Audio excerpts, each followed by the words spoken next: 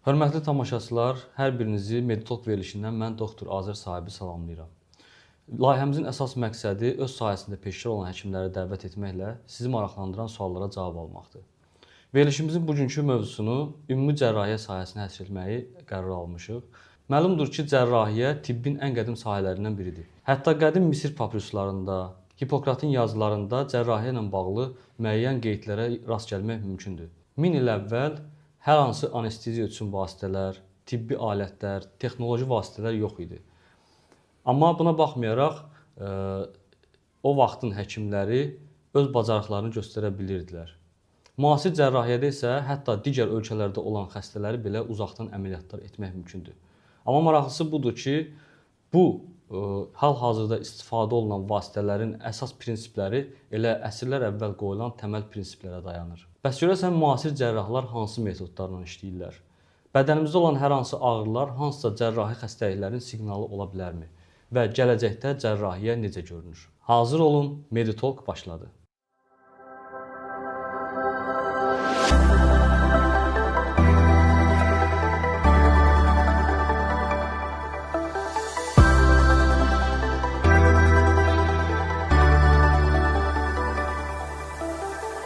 Meditalk'un bugünkü qonağı Azərbaycan Tibb Universitetinin professoru, tibb elmləri doktoru, Dövlət Sərhəd Xidməti Hospitalının Ümumi Cərrahiyyə şöbəsinin rəisi professor Mübariz Əliyevdir. Onu da bildirim ki, professor Mübariz Əliyev Amerika Birləşmiş Ştatları, Rusiya, Belarusiya, Şərqi Avropa ölkələrində tibb təhsili alıb. Həmçinin o 5 monoqrafiya, 3 tibbi dərslik və 300-dən artıq elmi məqalənin müəllifidir. Onu da deyim ki, Mübariz Əliyev Şərqi Avropa Beynəlxalq Cərrahlıq jurnalının baş redaktorudur. Xoş gəlmisiniz professor. Çox sağ olun. Əvvəla bizim dəvətimizi qəbul edib gəldiyiniz üçün sizə minnətdarlığımızı bildiririk. Çox məmnunam ki, siz məni dəvət elədiniz və sizin başlanğıcınız yaxşıdır və uğurlar arzu edirəm sizin komandaya. Çox sağ olun. Ümumiyyətlə ondan başlayaq ki, hal-hazırda dünyada və Azərbaycanda ən çox rast gəlinən cərrahi xəstəliklər hansılardır? Və bu sahəyə aid artım və dəyişiklikləri necə qiymətləndirirsiniz? Ümumiyyətlə, elmi texniki tərəqqi, dünya masştabında baş verən bu tərəqqi tibb sahəsindən də yan keçməyibdir. Yəni, bugün xəstəliklərin diaqnostikası, bugün xəstəliklərin müalicəsi, bunlar yüksək texnologiya əsaslanıbdır. Və bu da əsas verir ki, əvvəllər mümkün olmayan bəzi xəstəliklərin diaqnostikasını bugün mümkün eləyək, əvvəllər müalicəsi mümkün olmayan bir sıra xəstəliklərin müalicəsini eləyək, əvvəllər mümkün olmayan bir sıra cərrahi əməliyyatları icra eləyək və mini-invaziv cərrahiyyəni inkişaf elətdirək, yəni kiçik kəsiklərlə, bəzən müəyyən dəliklərlə böyük əməliyyatlar icra eləyək. Bunlar hamısı təbii yanaşı gedən elmi texniki tərəqqinin cərrahiyyə və invaziyası ilə yaranan bir şeydir və bütün dünya bugün cərrahiyyəni texnologiyasız təsəvvür eləyə bilmir. Məsəl üçün, haradasa bir 35-40 il bundan qabaq əgər biz primitiv cərrahiyyə ilə məşğul olurduqsa, yəni skalpel idi, narkoz aparatı idi, SSR-nin keyfiyyətsiz narkoz aparatları idi və adicə saplar idi, ipək sap idi, ket qutu onunla işləyirdik. Bugün elə deyil. Bugün hər bir əməliyyat böyük texnologiya əsaslanır və baxmayaraq ki, Sovet dövründə yəni o əməliyyatlar ucuz başa gəlirdi, böyük kəşflər olurdu, xəstənin kosmetikliyinə və həyat keyfiyyətinin yüksəkliyinə o qədər əhəmiyyət verilmirdi. Əsas deviz o idi ki, xəstə əmək cəbhəsinə qayıtsın. Amma indi elə deyil. Xəstənin əmək cəbhəsinə qaytarmaqdan əlavə onun həyat keyfiyyətini də yüksəltməyə çalışırıq, onun kosmetikliyini bərpa eləməyə çalışırıq və daha qısa müddətdə sağalmasını təmin etmək. Bu da yüksək texnologiya tələb edir. Düzdür, bu yüksək texnologiyalı cərrahiyyə əməliyyatın qiymətini 1-ə 10 artırır. Bəzən 1-ə 20, 1-ə 30 artırır. Amma insan ən böyük kapitaldır da. Yəni, Azərbaycan da elə bir iqtisadiyyata malikdir ki, bu kapitalın öhdəsindən gələ bilir. Sağ olsun möhtərəm prezidentimiz və sağ olsun Azərbaycan əsgəri ki, bizim Azərbaycan üçün bu meydanı yaradıblar. Bu meydanda da həkimlər genbol işləyə bilirlər və xalqın sağlamlığı keşiyində dura bilirlər. Bəli, aydındır. Ümumiyyətlə daha çox hansı xəstəliklər sizə rast gəlinir ki, yəni əvvəllər o xəstəliklər o qədər yox idi, amma indi o xəstəliklə müraciət edən, o əlamətlərlə müraciət edən xəstələrin sayı artıbdır. Bəli, siz düz deyirsiniz. Məsələn, belə onkoloji xəstəliklər deyərdim ki, artıb. Nəyə görə artıb deyərdim? Onun diaqnostikası asanlaşıb. Əvvəl insan xərçəng olardı, ölərdi, heç bilməzlər bu nədən öldü. Amma indi axı yaxşı diaqnostik aparatlar var. Kompüter tomoqrafiya, MRT və digər invaziv, qeyri-invaziv diaqnostik aparatlar var. Biz bunun diaqnozunu düzgün qoyuruq və erkən aşkarlayırıq. Və bəzən qıraqdan baxanda elə gəlir ki, onkoloji xəstəliklər artıb, başlayırlar bunu nədən artdı, niyə artdı, bu qida ilə əlaqəlidirmi, bu hava ilə əlaqəlidirmi, bu nə ilə əlaqəlidir? Mənə elə gəlir ki, bu diaqnostikanın yaxşılaşması ilə əlaqəlidir. Məsələn, mən Sumqayıt şəhərində böyümüşəm də, bizdə kimya zavodları doluydu, Sumqayıtın havası pis idi. İndi maşallah Sumqayıtın havası ilə Kislovodskın havası kimidir və belə baxanda iqlim də düzəlib, yəni ekologiya da düzəlib, yəni içdiyimiz suyu da filtrlərdən keçirdib içirik. Yəni yediyimiz qidalarda da indi müəyyən belə nöqsanlar var, amma əsasən elə qidada elə bir şey yoxdur. Sadəcə gənclər o küçə yeməklərini öyrəşiblər. Bütün dünyada da küçə yeməkləri kanserogen olur da, yəni bu ev yeməklərindən fərqlidir, restoran yeməyindən fərqlidir. Amma mənə elə gəlir ki, bugün onkoloji xəstəliklərin bir balaca çox görsənməyin əsas səbəbi onun diaqnostikasının yaxşılaşmasıdır. Yəni biz erkən diaqnostik edirik və onu tapırıq və onun müalicəsindən. Buna görə də qıraqdan baxanda bəzən elə gəlir ki, onkoloji xəstəliklər artır. Apendisitlərin sayı azalıb. Niyə? Sovet dövründə belə bir siyasət vardı. Elə sağ qalça nahiyəsində ağrısı varsa, bir dənə qanun nümunəsi, bir dənə əllə baxırdıq, ağrısı varsa götür əməliyyat edir. Qanun belədir. 2 saat ərzində əməliyyat edir. İndi elə deyil axı. Məsələn, mən hər gün o vaxtı 30 il, 40 il bundan qabaq hər gün appendiktomi eləyirdim, yəni appendislər görə əməliyyat edirdim. İndi ayda birini, ikisini eləyirəm. Niyə? Çünki o günahsız çıxarılan soxulcana bənzər çıxıntı, appendiks çıxıntısını biz eləmirik. Biz onu dəqiq diaqnozunu qoyuruq, ultrasəs müayinəsi ilə, kompüter tomoqrafiya ilə, analizlərin dəqiq diaqnozunu qoyandan sonra götürüb edirik. Və ona görə də dəqiq diaqnoz olduğuna görə o yanlış appendisit diaqnozu ilə əməliyyatların sayı azalıb. Yəni demək istəmirəm appendisit xəstəliyi azalıbdır. Xeyr, sadəcə diaqnostikası yaxınlaşıb. Sonra yırtıqların sayı azalıb. Niyə azalıb? Ona görə azalıb ki, ağır fiziki işlə məşğul olan insanlar azdır. Bu dəqiqə robot texnologiyası ağır işlər onlar görürlər. Bunlar ancaq elə idarə edirlər. Ona görə də burada da yəni texnologiya sənayedə, kənd təsərrüfatında yüksək texnologiyanın tətbiqi ağır yük daşıma insanların sayını azaldı mı, ona görə də yırtıqların sayı azalıb. Bax belə. Sonra yırtıqların sayı ona görə azalıb ki, az invaziv cərrahiyyədən istifadə edirik. Əvvəl belə bir söz var. Böyük kəsik, böyük cərrah. Yəni sən cərrahsansa kəsməlisən, sandıq ağzı kimi baxmalısan və orada diaqnozunu qoymalısan. İndi ona ehtiyac yoxdur.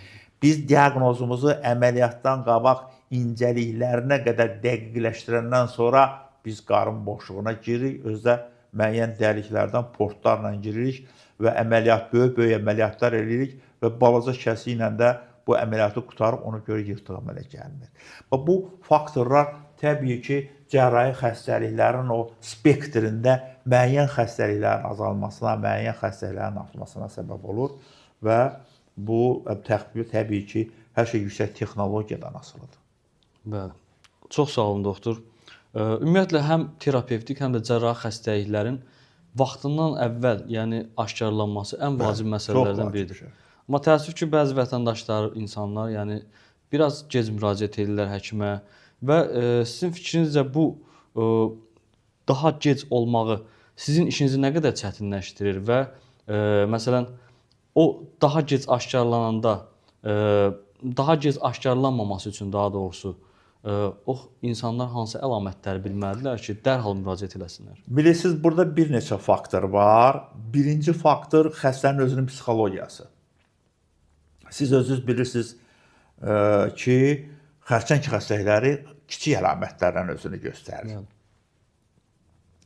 Ruslar deyir malaya simptomatika, yəni kiçik simptomlarla əvvəl özünü göstərir. İnsan sadəcə öz daxili bədənindən gələn daxili siqnallara reaksiya verməlidir.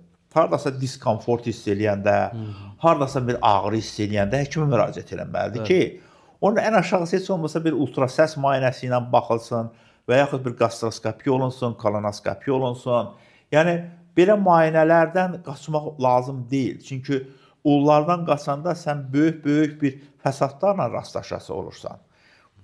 İkinci də bilirsiniz, bizim mediada və ümumiyyətlə televiziyada bilirsiniz, o artistlər yəni daha çox oranı zəbt eləyiblər.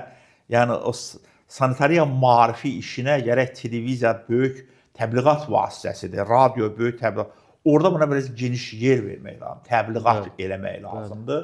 Bu sahədə bu işi təşkil eləsək, xəstələr vaxtında müraciət eləyə bilərlər. İkinci, dispanserizasiya məsələləri.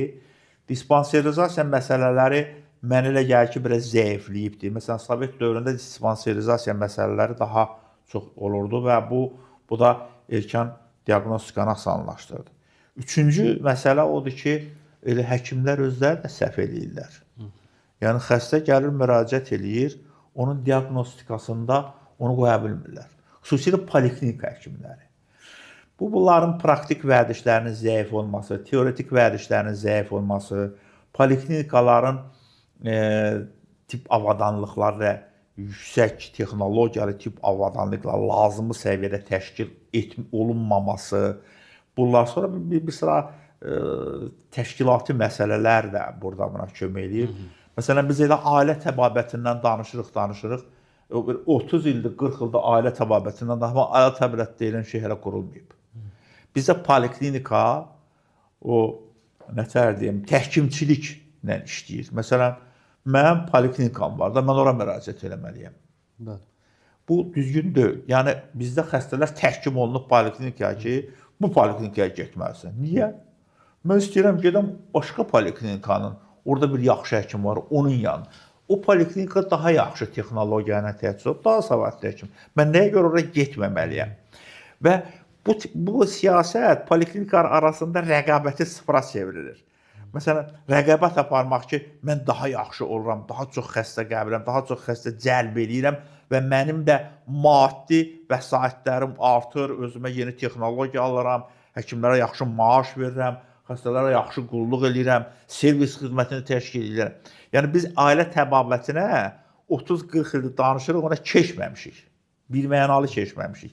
Biz köhnə Sovetdən qalma, artıq üfunət iyi verən o sistemlə işləyirik. Bu bir məsələ. Ona görə də mən deyərdim ki, mən praktikamda görürəm ki, elə həkimlərin özlərinin də düzgün diaqnoz qoymaması, xəstələrin başqa diaqnozlar altında müayinəsi və müalicəsi, xəstəyə lazım oldu, olmadı, müəyyən bir firmaların maraqları daxilində olan dərmanların yazılması, belə faktlar var və bu faktlar təbii xəstələrin vaxtında həkimə müraciət eləməsinə maneçilik törədir. Bir düzgün qeyd elədiniz. Vaxtında müalicə edəndə həm dövlət tərəfindən buraxılan məsrəf az olur, biz onu ucuz vasitələrlə müalicə edirik və daha keyfiyyətli müalicə edirik. Xəstə gec gələndə artıq məsrəf, dövlətin qoyduğu, sığortanın qoyduğu məsrəf və xəstənin öz cibindən verdiyi məsrəf onun nəfə arta bilir. Burada artıq böyük həcmli əməliyyatlara ehtiyac olur. Burada artıq simultan əməliyyatlara ehtiyac olur. Və bunlar təbii ki, ziyan vurur. Həm maddi, həm mənəvi ziyan vurur xəstələrin. Onların stres vəziyyətinə düşürlər.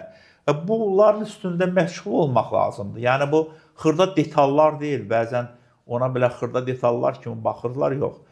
Mən Amerikada təhsil almışam və Amerikada bir neçə dəfə təhsil almışam. Mənim Amerika Birləşmiş Ştatları hökuməti Kapitolidə mənə diplom verib ki, mən dünyanın tanınmış səhiyyə təşkilatçısıyam.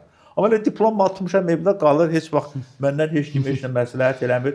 Çünki hərənin öz kampaniyası var, o kampaniyada da kimlər var, Allah bilir kimdir. Onlarla məsləhət edirlər, hansı ki, onlar da burnun qabağa işə görmürlər. Mən Almaniyada, almanlarla bir yerdə işləyirəm bu dəqiqə. Lübeck şəhərində Schleswig-Holstein Universitet klinikası ilə cərrahların, alman cərrahların, o aparıcı alman cərrahları məni yaxşı tanıyır. Ya Türkiyədə mən o qədər düzü işləməmişəm. Orta Asiya bu dəqiqə çox böyük maraq var dünyada. Orta Asiya respublikaları çox güclü inkişaf edirlər, səhiyyə də onun içində. Və bunlar hamısı bilirsiniz islahat tələb edir. Amerikanlar tələb edir ki, islahat. Orta Asiya respublikaları tələb edir islahat. Çin tələb edir islahat. Hindistan tələb edir islahat. İslahat yaxşı şeydir. Və bunu tələb edirsə, istəyir həkimlər, istəyir əhali, bu yaxşı şeydir. Deməli, islahat tələb edir də. Bizdə ağzı açıb islahat deyəndə deyirlər, nə inqilab? Deyirlər, inqilab demədim, islahat dedim. İnqilab, yəni bu islahatı vaxtında islahatlar aparmaq lazımdır ki, bu inqilaba çevrilməsin. Yəni səhiyyə sahəsində deməksə. Yəni vaxtaşlı islahatlar aparılmalıdır.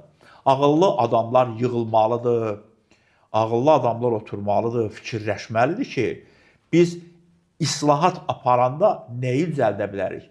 Mən deyim ki, məsələn, icbari sığortanın o büdcəsi ilə böyük işlər görmək olar. Sadəcə bu büdcənin qeyri-rasional xərclənməsi, bunların qeyri-düzgün xərclənməsi müəyyən problemlərin yaranması və narazılığa səbəb olur. İcbari sığorta hamı üçün icbari sığorta deyilmi? Bəli. Biz hamımız icbari sığorta yapdıq. Biz sığorta təşkilatıdır da bu, elə deyilmi? Bəli. Bu icbari sığorta Azərbaycan vətəndaşlarının, sığorta təşkilatıdır. Azərbaycan vətəndaşlarının xəstələnəndə əməliyyatlarının müalicəsinin sığortalanmış pulunu ödəyir, elə deyilmi? Niyə müəyyən qrup səhiyyə müəssisələrində onu ödəyir, o bir qrup səhiyyə müəssisəsində ödəmir? Dövlət ikisi də dövlətdir ha. Və özəldə bunu ödəmir. Niyə ödəmir? Amerika Birləşmiş Ştatlarında dövlət səhiyyə müəssisəsi yoxdur. Hamısı özəldir.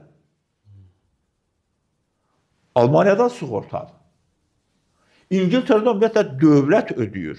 Orada sığorta da yoxdur. Pullu xidmət də yoxdur. Amma işi elə qururlar ki, məsrəflər az məsrəflərlə böyük işlər görsünlər. Mənə elə gəlir ki, bu işdə yenə də islahat bax kömək eləyər ki, bu islahatları birdən deyirlər ki, insanlar niyə özəl xəstəxanaya gedir, dövlət müəssisəsinə getmir.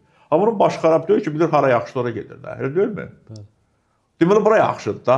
Sən durursan, əlbə qılınc alırsan ki, cəmaatın qabağını kəsirsin ki, özələ getmə. Get dövlət müəssisəsinə, televiziyada da onu danışırlar. Elə deyil, sən elə yarat ki, ora getməsin. Mən Belarusiyada çox böyük Ukraynalılarla, bunlarla da bir yerdə bizim monoqrafiyalarımız var ya onlarla. Almanlarla mənim, Ukraynalılarla, Belarusiyanla, Ruslarla monoqrafiyalarımız, dərsliklərimiz var. Mənim Rusiya, Belarusiya, Ukrayna və Azərbaycan 4 nəfər müəllifin rus dilində cərrahiyyə dərsliyi buraxmışıq. Bu dərsliyi Ukraynada dərs keçirir, Belarusiyada, Rusiyada, böyük imperiyada dərs keçir, Azərbaycandan qəbul eləmirlər. Niyə? Niyə? Səbəb nədir bəs? Sən nə qədər instansiyalara gəlib müraciət edib, nə qədər kağız, küğüz, bürokratiya istəmirəm. Qoy Rusiyada keçirlər də, Ukraynada keçir. Mən sənə kitab gətirirəm, dünya səviyyəsində yazılmış, avtorunda, müəllifin də biri mənəm. Sən onu niyə keçmirsən? Belə şeylər var. Hansı ki, bunlar ildırım sürəti ilə həll olunması bir şeylərdir. Elə şeylər var ki, onu eləmək lazım. Yəni, islahat. Bugün möhtərəm prezidentimizin də müəssisələrdən tələbi nədir? Keyfiyyətli xalqa, keyfiyyətli xidmət və islahat. O deyir, yerlərdə işlək gedir. Yerlərdə işlək gedir, ona görə də hər kəs öz postunda, öz xalqına, öz millətinə, öz dövlətinə qulluq eləməlidir. Və o vicdanla qulluq eləməlidir ki, bu səhiyyə sistemində olan narazılıqlar aradan götürülsün.